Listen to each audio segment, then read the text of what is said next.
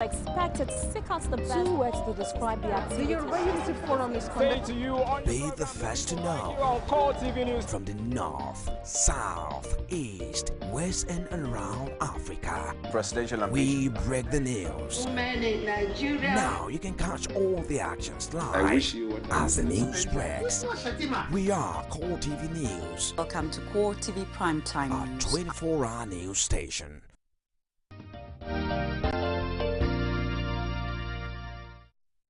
Welcome back. It's Core Digest Monday as we find out 2014 in retrospect, focusing on politics today, finding out those landmark political events that shaped 2014 as a year, as a country in, of course, in the past few months, and those very interesting issues that transpired earlier this year. I understand we're having challenges with our phone lines, so we'll really appreciate if you keep trying, and we're hopeful that we can take your calls. Quite a number of dropped calls there. The network provider isn't really cooperative this morning.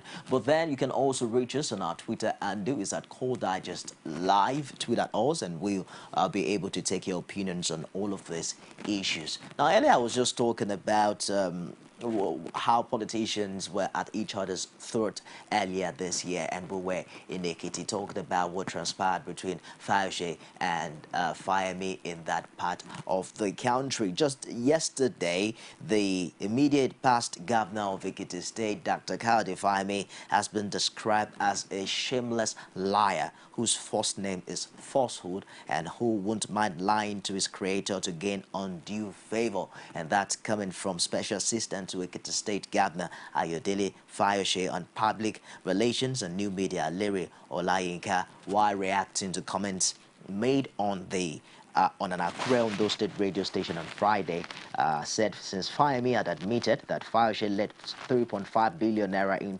in the state treasury when he left office in 2006, and not 10.4 billion naira as claimed by Fayose, Fayemi should also be honest enough to tell the whole world, how much he left in the treasury of Ekiti State when he left office on October 16, 2014.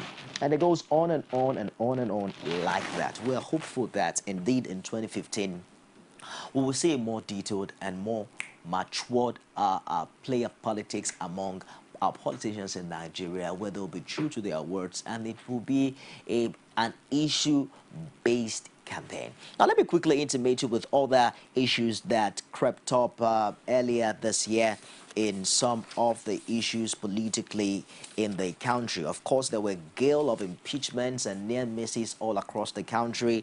The year saw the removal of some elected government officers, prominent of which was the former governor of Adamawa State, Muritala Nyako, who was also impeached. Let's just take this call.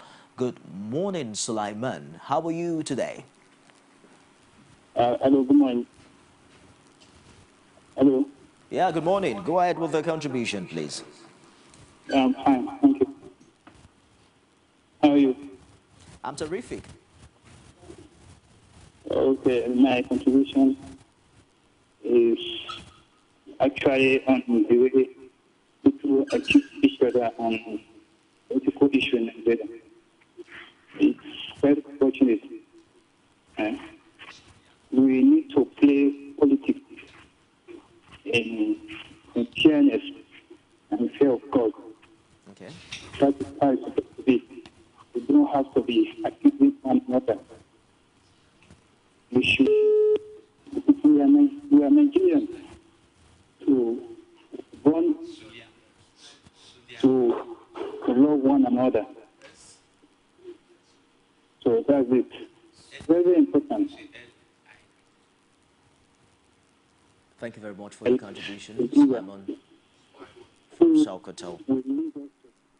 I believe you made your point there. Thank you for calling.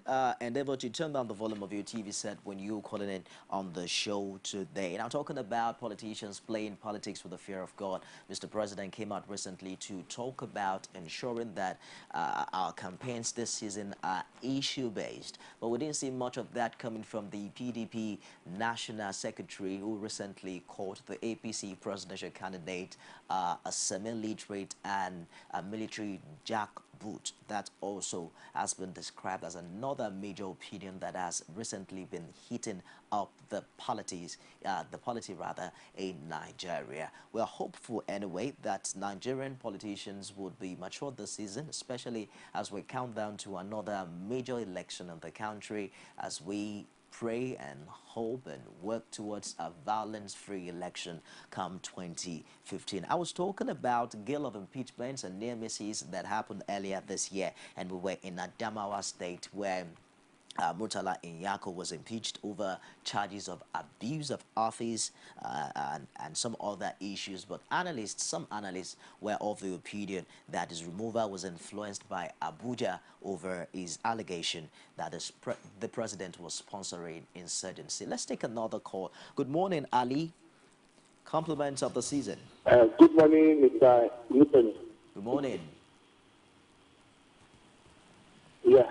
We want to still continue to thank you for your good work through the year, and we pray that next year will be better. Amen. Amen. We are of the opinion that it will help us also to make some certain English terms clear to our populace, which you know that the majority of us are still battling with the English language and the educational structure, which is very clear to everyone. Even those of us that went to school have been also battling with some of the words. So the truth of the matter is that most of us in Nigeria thought that democracy in its term is government. They don't see it as a system of or electing a leader. Democracy is not government. We want those of you that are on the media front to make it clear to us that electing somebody is not a system of government.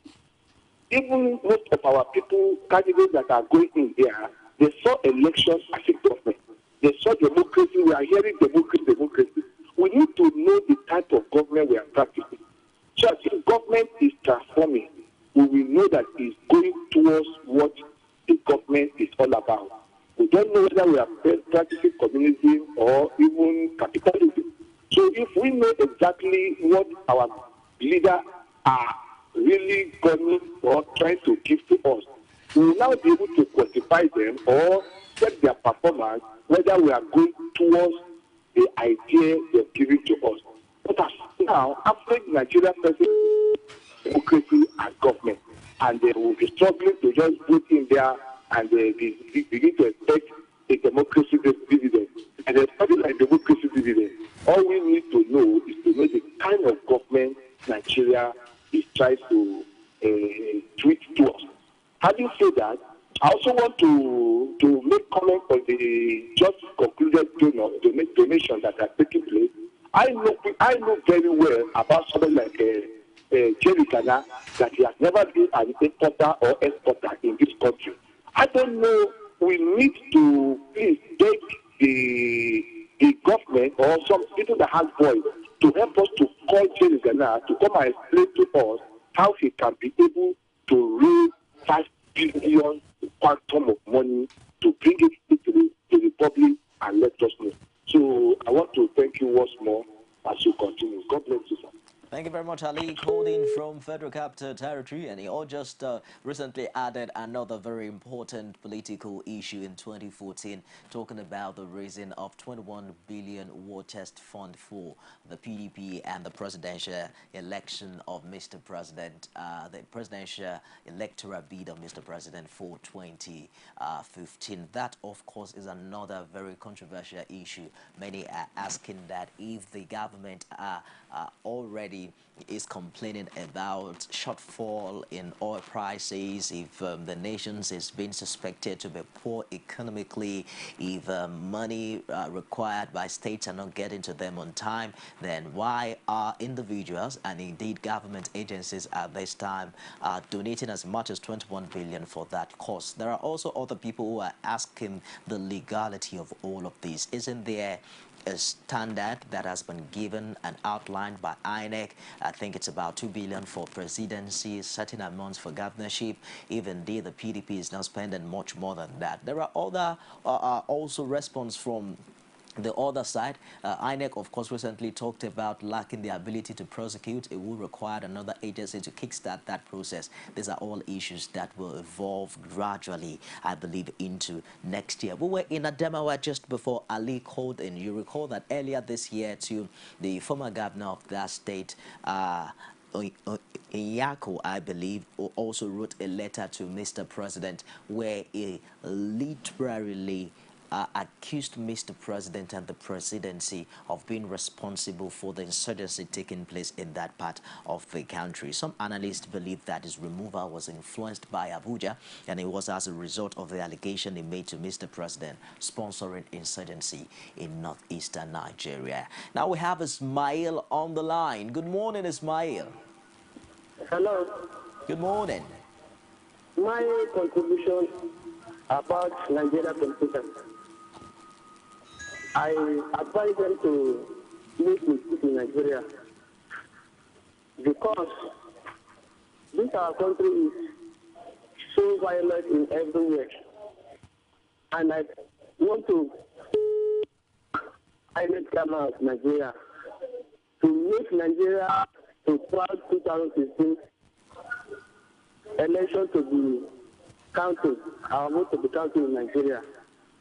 Because everybody focus on INEC to count the vote for people of Nigeria.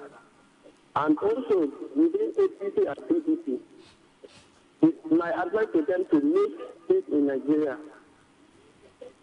The second issue that I normally see in Nigeria, why PDP people normally disturbing APC member? If you have right to jump from another party to another party. PDP people, if somebody change from APC to PDP, they no more hear the noise much in Nigeria. But when somebody jumps from PDP to APC, you see crowd hearing problem of PDP. You let them in the name of God. So please, to make Nigeria a peaceful country. So we are not in this system before. We're looking at a donor regime. So anything like something now, it's not a country. But now, I think any challenge in this country, this was election of 2015, free and credible election. Almighty Allah to take all Nigeria, everywhere everybody is, and this is our chiefest debt. We God Almighty to help us to return them back successfully. Thank you, sir. Thank you very much for your contribution, Ismail, called in from Sokoto. So, the Adamawa State Governor, Murtala Yako, was impeached. Of course, you recall what happened at the State House of Assembly, and that, of course, resulted in the impeachment of the governor and his deputy governor. What's his name now? What's the name of the deputy governor of Adamawa at that time? James Ngilari. Yes, I got it. Both of them were impeached. As a matter of fact, the State House of Assembly claimed that Ngilari submitted his resignation letter, and that ensured that Fintiri, the Speaker of the House at that time, became acting governor. But you know what happened at the court? Immediately, the courts brought back Ngilari. He is, of course, the governor of the state as we speak right now. There were other impeachment moves for Tankwa Makura in Nasarawa. The people came to his aid. He seemed to overcome that. Adams Oshomole also was able to succeed overcoming that in Edo. Abiola Jimobi also survived impeachment moves in the state. In Enugu State, the deputy governor, Sunday Oyebuchi, was ruthlessly kicked out of office by his boss, Sullivan Chime, ostensibly for rearing poultry in his residence. However, Oyebuchi's removal was not unconnected by some people to his cosy relationship with politicians seem to be in the opposing camp of the governor. The speakers of Ebonyi and Ekiti State Houses of Assembly were also allegedly impeached in circumstances linking their governors to the plot. You recall what happened in Ekiti, where 7 PDP lawmakers impeached impeached the senator. I said the senator, the speaker rather, and of course the 16 APC lawmakers left the house, and as we speak right now, they seem to be meeting in some other location different from the Ekiti State House of Assembly. There were other very, very fantastic drama that we saw in Ekiti, where those people allegedly impeached the senator, and then the other lawmakers presently, I believe, are in court. But also, you also recall that the governor of the state presented the 2015 budget, what is christened the budget of reality, to the State House of Assembly in that climb, and that also has led to another form of debate, so to speak.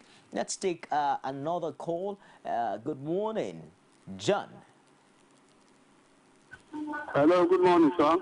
Good morning. How are you today? My regard to Co-TV, they are doing a serious job. They give a poor man on the street to speak, and every big politician must head us, because Nigeria is turning to a state of anarchy. A state where a common man cannot afford a food on his table. And just take a look at our primary PDP just do time around.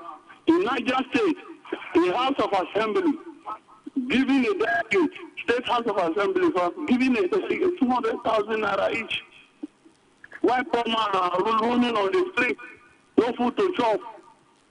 Then Jerry Gana go to his hometown. People are dying of hungry, and he's giving hard to PDP. I think this is crazy. Things is seriously wrong. Because the way PDP is going, I think very soon we will be in a state of anarchy. That's my contribution.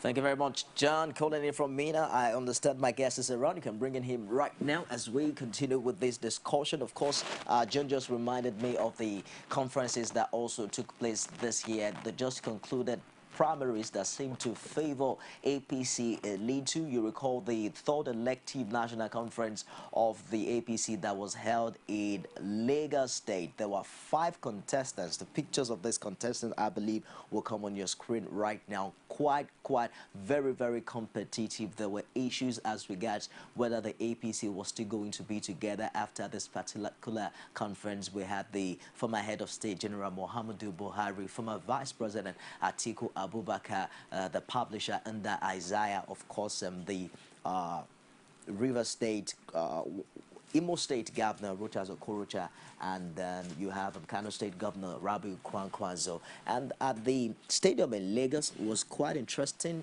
Close to 8,000 delegates across Nigeria coming together to decide.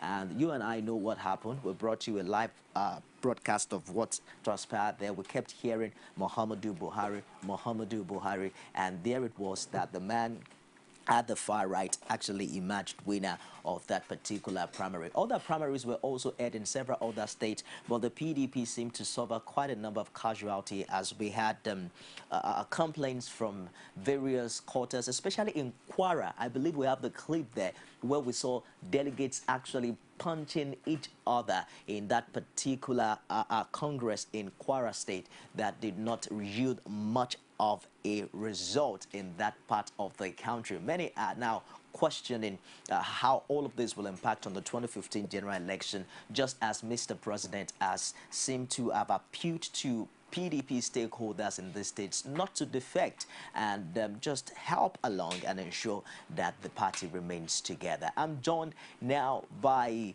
a public affairs analyst and, of course, is also an opinion maker. He has joined us subsequent quite a number of times on the show. Good morning, Bolo Nanuga. Compliments of the season to you.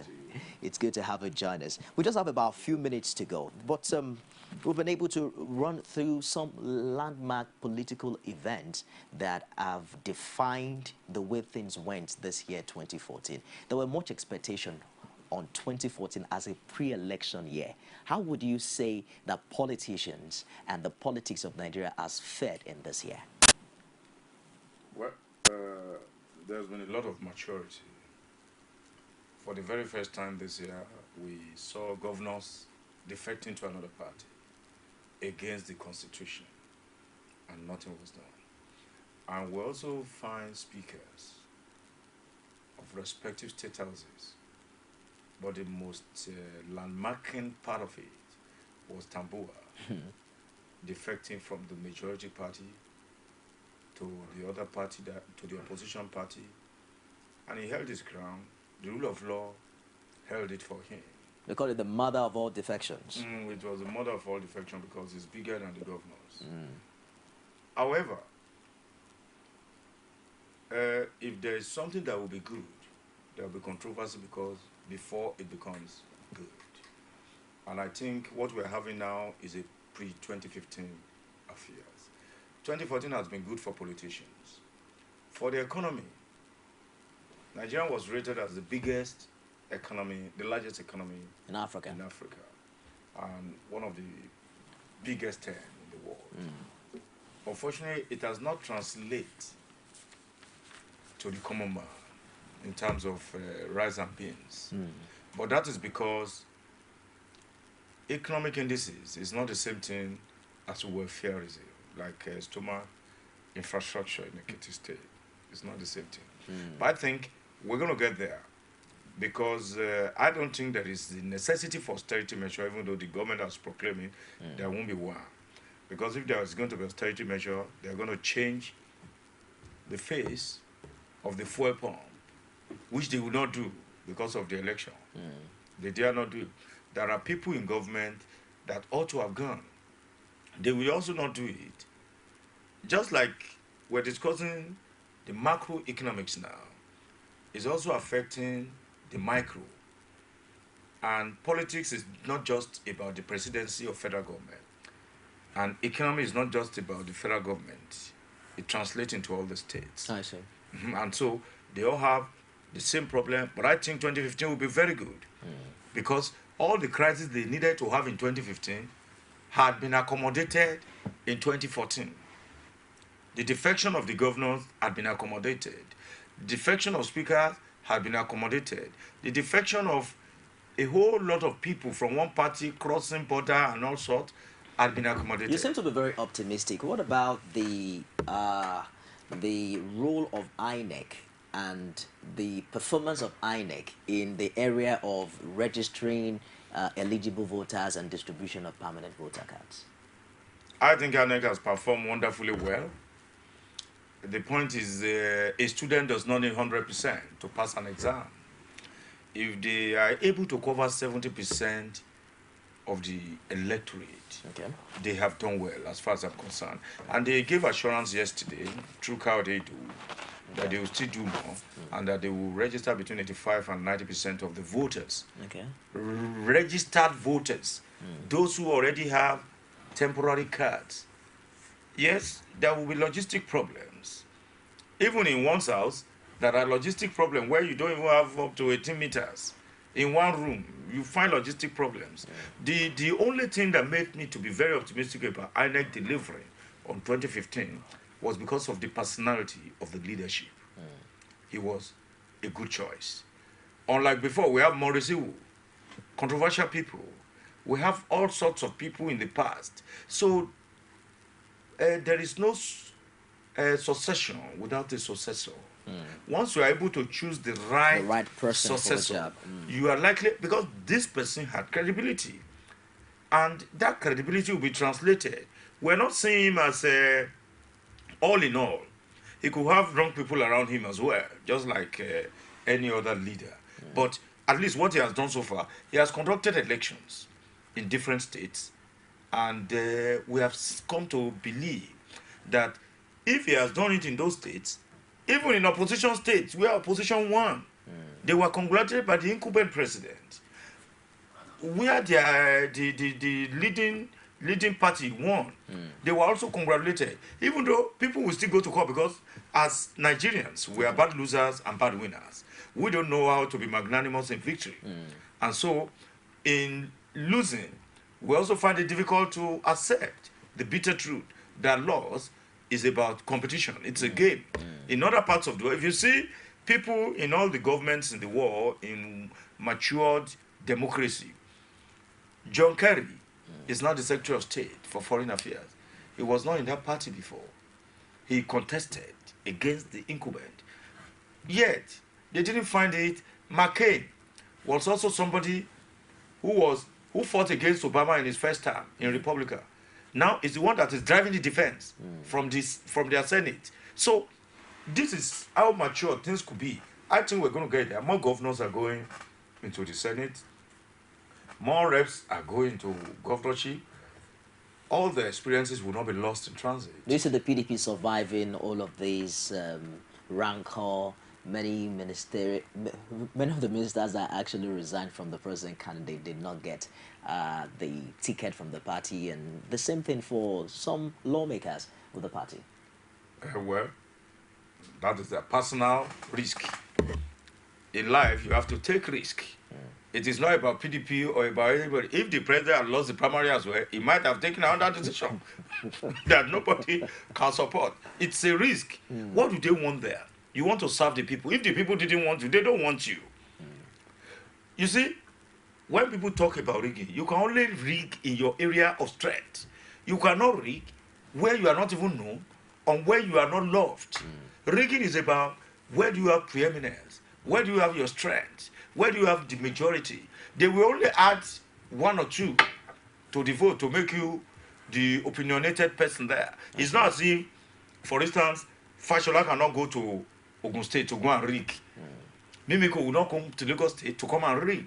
So what we call about rigging is more of inability of one candidate to win successfully. We have to round up now. Let's quickly touch on 2014 was a season of letters. You recall the letter Obasanjo wrote to Jonathan, who was the other guy? I think Adamawa State Governor Iyako wrote a letter to President Iyabo, wrote a letter to Jonathan. There were a lot of statements. The recent one is the National Secretary of PDP calling Muhammadu Buhari a semi-literate and jackpot. How do you see us manage all of these political statements and letters, and not to impact on the free and fair, and of course the violence-free nature of the kind of election we're clamoring for? No, the election will be violence-free.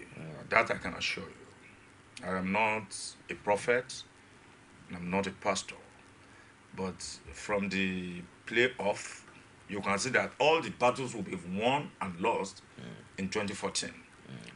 There will be no crisis that we engage Nigerians to breaking up. I don't see that. But the other part about letters, most of those letters were purely a question of immaturity and anger. And you believe that the Adamawa State Governor paid dearly for that letter? Well, he paid dearly for not just the letter, for crossing to the opposition, and they use him as a sacrificial But he lamb. wasn't the only governor that crossed over. Well, he didn't check his flanks. If he had checked his flanks properly, he need not have written the letter to aggravate his own situation. But politics is about chess game. So he was not able to checkmate his opponent. So he was checkmated. That's his business. Well, Onaniga, thank you very much for joining us today on Core Digest. We hope that subsequently you also find time to join us, so we'll have much more time to discuss issues. You're most welcome. Well, we'll continue our 2014 in retrospect. It will run through Wednesday. We'll still touch on security, health, economy, and other major sectors of the Nigerian polity. But it's been indeed an interesting year for Nigeria in 2014. We've seen a lot of defections, we've seen letters, we've seen elections, and what much more still await us in the last days of this year. Only time can tell. Before then, play safe and enjoy this festive season with a lot of caution. If you drive, don't drink, and if you have to drink, let the wheels alone. I am Nifemi Oguntoye. Stick around for the top of the hour news. Don't forget, you can reach us on our Twitter handle at Call Digest Live, and we'll love to hear from you. And you can get to see a repeat broadcast of this show later at midnight, as well as on our YouTube channel. Thanks for being there. You can now watch Core TV News live from anywhere in the world on our website www.coretvnews.com. Click on Live TV on our website and watch us live. And welcome to Core TV Primetime Days. To follow us on Twitter, click on Twitter icon on our website. On Facebook, click on the Facebook and YouTube to see all our previous news production. You can also watch us live on YouTube. Click Core TV, leave a space, then News. Core TV News, a 24-hour news station.